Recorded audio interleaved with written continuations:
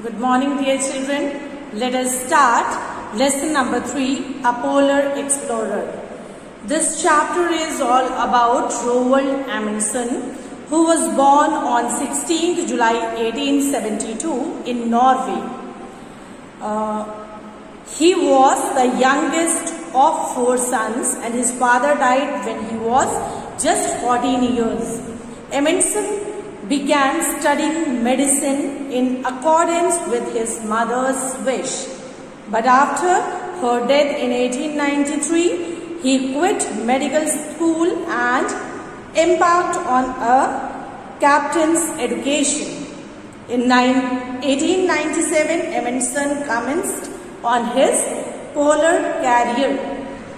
Now, let's see in the chapter about Roald Amundsen, who wanted to be an explorer, who wanted to make his career as an explorer.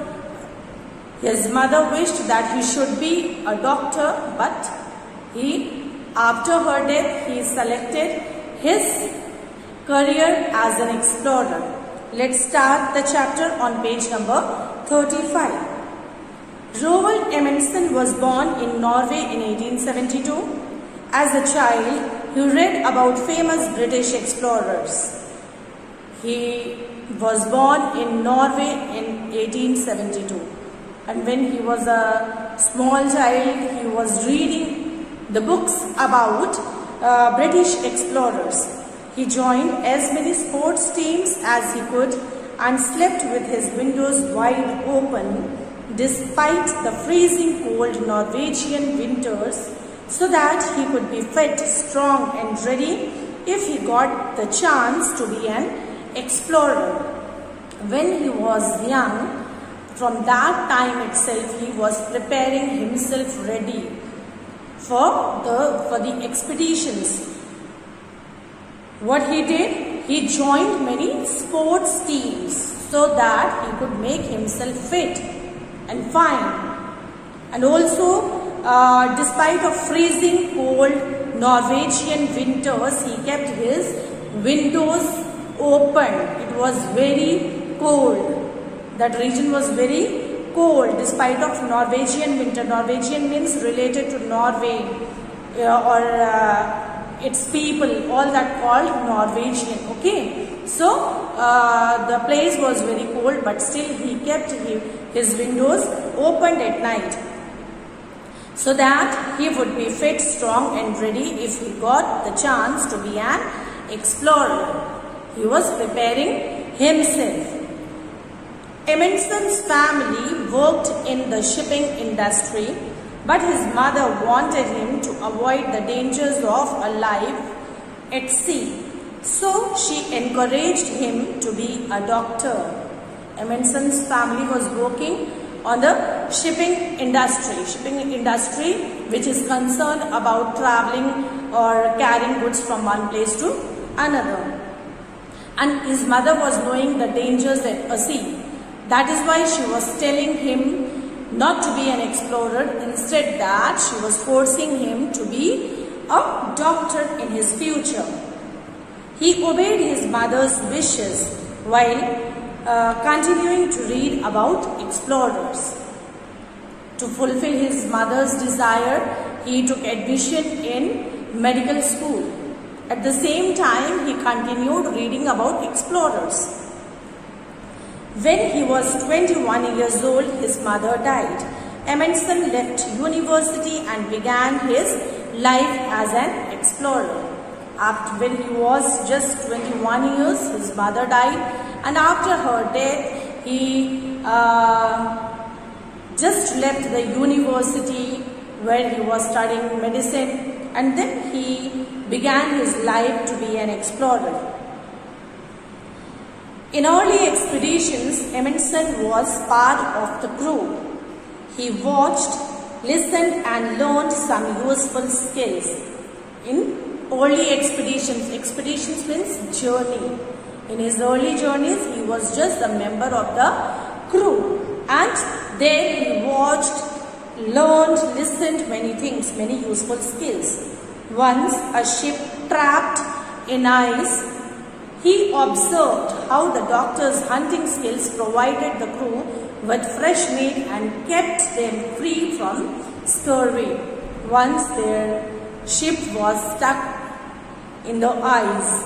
So there he learned how to survive, how to arrange their food, and how to get them free from the disease called scurvy.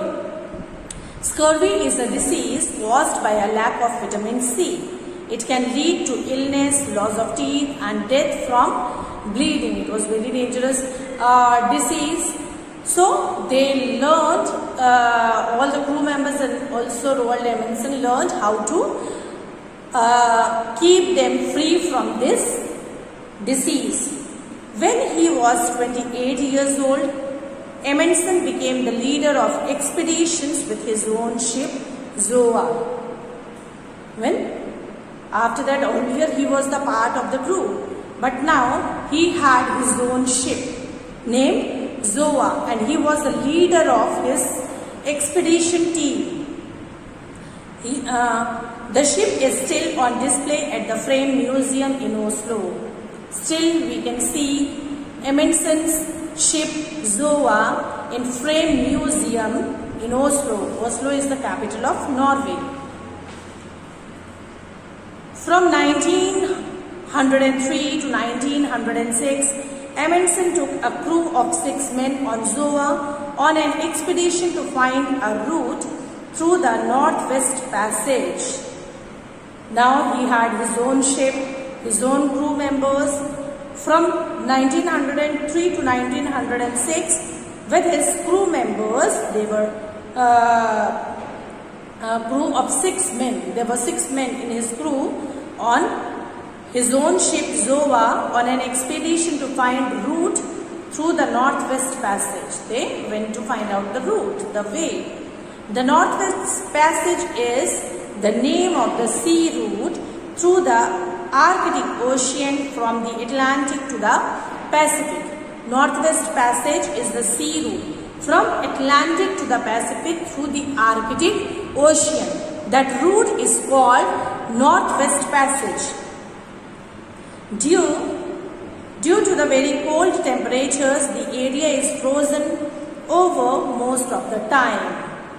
Due to the cold temperature, cold weather, that area is frozen, full of snow, ice throughout the year, all the time.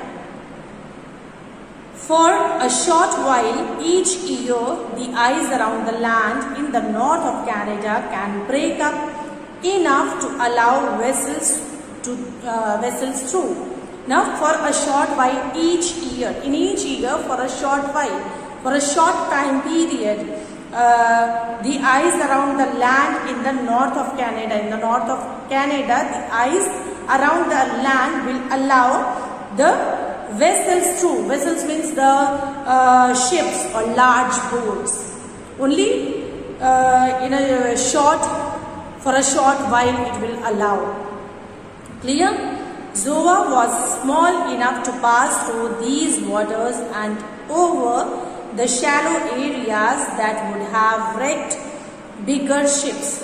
Zoa was small enough. It was a small enough to pass through these waters. Clear? It was a small ship to pass through this water and over the shallow areas would have wrecked bigger ships. And that shallow area would wreck means destroy the bigger ships. During the winters when the ship was frozen into ice, the crew watched the Inuit people who lived there and picked up important Arctic survival skills such as using dogs to travel by sledge. Now, during the winter season when their ship were stuck in the frozen ice, what they were doing? The crew watched the Inuit. Inuit means previously Eskimos. Clear? They were watching them and they were learning many useful skills from them, how to survive in the difficult situations. and also they were learning using dogs to travel sledge. Sledge is a carriage with runners used for sliding upon snow.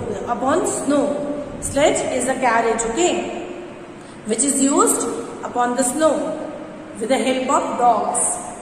These were useful on later expeditions to the North Pole, and whatever they learned now was useful for them when they had the next expedition to the North Pole. Amundsen also stocked up on furs to wear, which were much warmer than the woolen clothes he had.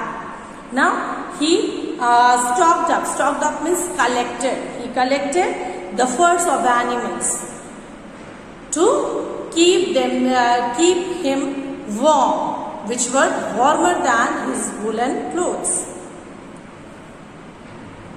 Getting to the North Pole was a challenge. First, Amundsen tried to go by ship, but it got stuck in ice. After finding out this northwest passage, they went for the expedition to North Pole. Clear? South Pole he reached in the beginning with his crew. But now he was, as a leader with his crew members, he was going to the North Pole, and their ship was stuck in ice. He had to think of another way to achieve his goal and decided to travel by plane. He did not give up when they were stuck in the ice.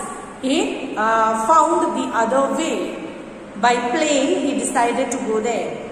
The first attempt in 1925 was dangerous and unsuccessful. They made the first attempt in 1925, which was unsuccessful. Finally, in 1926, Amundsen made it to the North Pole.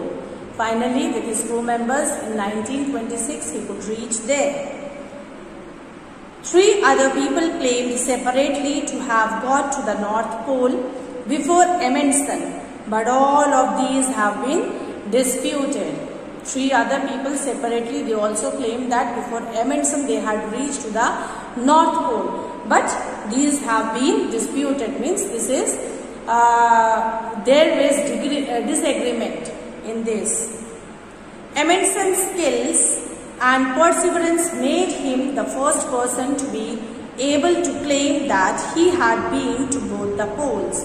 Now, because of his perseverance, his continuous efforts and his hard work, he was the first person to claim